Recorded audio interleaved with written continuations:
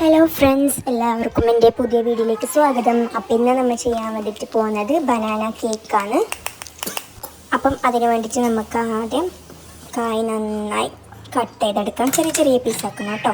പിന്നെ നമുക്കത് അടുപ്പിലേക്ക് വെച്ച് കുറച്ച് പഞ്ചസാര കുറച്ചധികം ഇടണം. നമുക്കൊന്ന് വഴറ്റിയെടുക്കാനാണ് കേട്ടോ.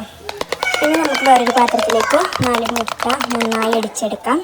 നേരത്തെ നമ്മൾ വാട്ടിയ കായില്ലേ, അത് നമുക്ക് അതിലേക്ക് മിക്സ് ചെയ്യാം കേട്ടോ. എന്നിട്ട് നന്നായി മിക്സ് ചെയ്തതിന് ശേഷം കുറച്ച് നെയ്യാണ് കേട്ടോ ഒഴിക്കേണ്ടത്. നമുക്ക് നെയ്യ് ഉപയോഗിക്കുന്നത് ഏറ്റവും ബെറ്റർ, ടേസ്റ്റും അതുപോലെ തന്നെ നമുക്കിത് ഹെൽത്തി ആയ ഒരു കേക്കാണ് കേട്ടോ. അപ്പോൾ നമുക്ക് നെയ്യ് ഒഴിച്ച് അതിലേക്ക് ചൂടാകുമ്പോൾ ഈ കായിൻ്റെ മുട്ടൻ്റെ എല്ലാം മിക്സ് അതിലേക്ക് ഒഴിച്ച് വെക്കാം കേട്ടോ. ഇനി ഒരു 10 മിനിറ്റിന് ശേഷം ഒരു 6-7 മിനിറ്റ് മതി. 6-7 മിനിറ്റിന് ശേഷം നമുക്കിത് നോക്കാം, എന്തായി ഇതിൻ്റെ സ്ഥിതി എന്തായി നോക്കാം.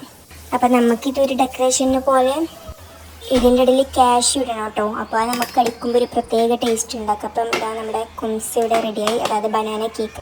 കുംസ് എന്നും പറയാം, ബനാന കേക്ക് എന്നും പറയാം. ഇതാ നമ്മൾ റെഡി ആയിട്ടുണ്ട് കേട്ടോ. അപ്പോൾ എല്ലാവരും ചെയ്ത് നോക്കണം. ഇതിപ്പോൾ ഞാൻ മറിച്ചിടുന്നതാണുള്ളത്. ഇതാണ് നമ്മുടെ ഫൈനൽ ലുക്കിനാണ്. അടിപൊളി ടേസ്റ്റാണ് കേട്ടോ. എല്ലാവരും ഒന്ന് ട്രൈ ചെയ്ത് നോക്കണം.